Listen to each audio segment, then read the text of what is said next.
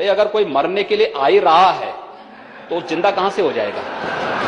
देश है और ये देश रहेगा, लेकिन देश के साथ गद्दारी करने वाले लोगों के सामने गुमनाम मौत के सिवाय कुछ नहीं मिलने वाला। सीए के खिलाफ हुई हिंसा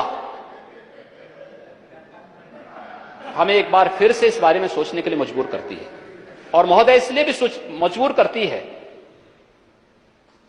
यह हर व्यक्ति जानता है कि इस पूरे आंदोलन की आड़ में जो लोग पीछे से हिंसा कर रहे थे,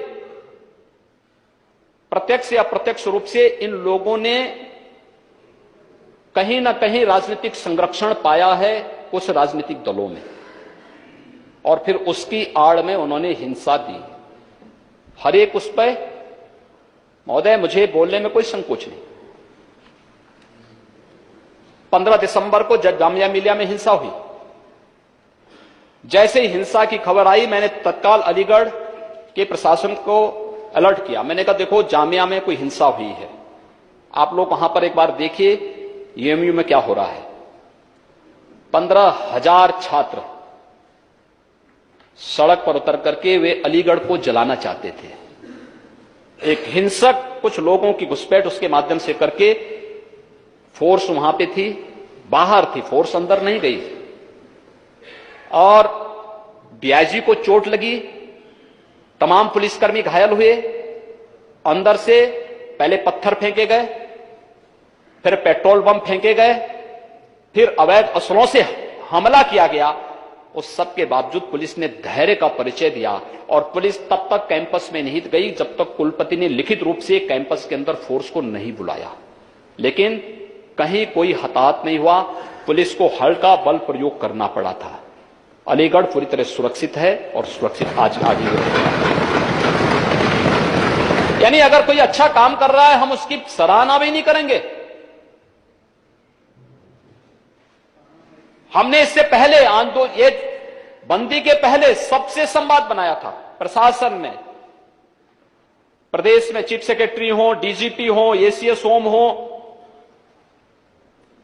सेक्रेटरी होम हो, एडीजी लॉ एंड ऑर्डर हो, जोनल एडीजी हो, रेंज स्तर पर आईजी, डीआईजी, या जनपद स्तर पर एसएसपी, एसपी, डीएम, या फिर कमिश्नरी स्तर पर कमिश्नर, ये जितने अधिकारी थे, यहां तक कि थाना स्तर और तहसील स्तर पर तैनात जो हमारे ज्वाइंट मजिस्ट्रेट हैं या एसडीएम हैं, इन सब ने, सभी स्तर के अधिकारियों ने अलग अलग लोगों के साथ संवाद बनाकर सबसे कहा कि भाई देखो लोकतांत्रिक तरीके से आप लोग अपना धरना प्रदर्शन कर सकते हैं, ज्ञापन दे सकते हैं, लेकिन आगजनी मत करना, तोड़फोड़ मत करना। हाँ, धारा 144 लागू थी, और ये 9 नवंबर के पहले भी थी, समय समय पर लागू भी की गई।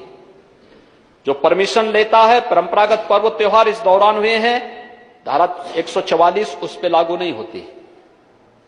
और इसके बाद बार बार कहने के बावजूद सरेआम किस प्रकार से प्रायोजित तरीके से ये सारे किए गए, किस प्रकार से किया जा रहा है, यानी मुझे आश्चर्य होता है। यानी मैं अब तक तो ये सोचता था कि अपराधी भी अपने पुत्र और पुत्री को अपराधी नहीं बनाना चाहता है, लेकिन यहां बड़े बड़े राजनेता अपने पुत्रियों को भेजते हैं उन लोगों के बीच में जो भारत विरोधी नारे लगा रहे हैं। आप देख सकते हैं आचरण, कहां ले जाना चाहते हैं हम देश को, कहां देश को ले जाना चाहते हैं, कैसे पीढ़ी हम देना चाहते हैं देश को, कैसी वारदातें हम करवाना चाहते हैं। जो भारत के खिलाफ नारेबाजी कर रहे हो, आजादी के नारे लगाए जा रहे हैं, कैसी आजादी, यानी किस प्रकार की आजादी के नारे लगाए जा रहे थे। और भाइयों बहनों, हमें इन्हीं चीजों को देखना होगा। क्या जिन्ना के सपने को साकार करना है या बापू के सपने को साकार करना है, यह तय करना होगा। महोदय, जो 19 और 20 दिसंबर को हिंसा हुई, पुलिस और प्रशासन के कार्यों की तारीफ की जानी चाहिए कि उत्तर प्रदेश में दंगा नहीं हुआ, एक भी दंगा नहीं हुआ। और इसलिए भाई अगर कोई मरने के लिए आ ही रहा है तो जिंदा कहां से हो जाएगा।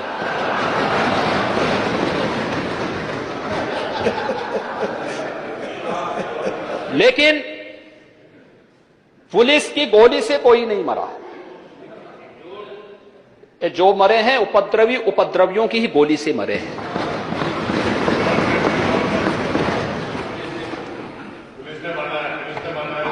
ठीक बात है, कोई बात नहीं, कोई बात नहीं। बाधा ना डालिए, बातचीत ना करिए। अगर कोई व्यक्ति किसी निर्दोष को मारने के लिए निकला है अवैध असला लेकर के,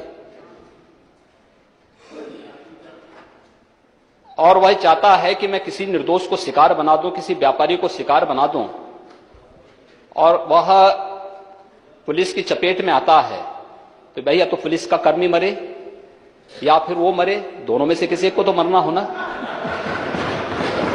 किसी एक को तो मरना होगा। लेकिन एक भी मामले में पुलिस की गोली से कोई नहीं मरा है। ये उपद्रवी आपसी उसमें मरे गए हैं और एक बहुत बड़े षड्यंत्र का पर्दाफाश इसके साथ होता है। महोदय, पीएफआई का बहुत बड़ा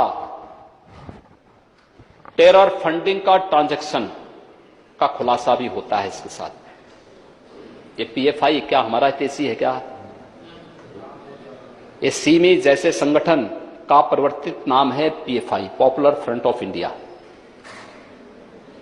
और इन उपद्रवियों के साथ किसी प्रकार की सहानुभूति का मतलब सीमी और पीएफआई के साथ सहानुभूति, ये कभी नहीं करना चाहिए। मत बनिए जोगेंद्रनाथ मंडल बनने का गलती मत करिए। यह देश है और यह देश रहेगा, लेकिन देश के साथ गद्दारी करने वाले लोगों के सामने गुमनाम मौत के सिवाय कुछ नहीं मिलने वाला है, कुछ नहीं होने वाला है। हाँ, चिंता मत करो।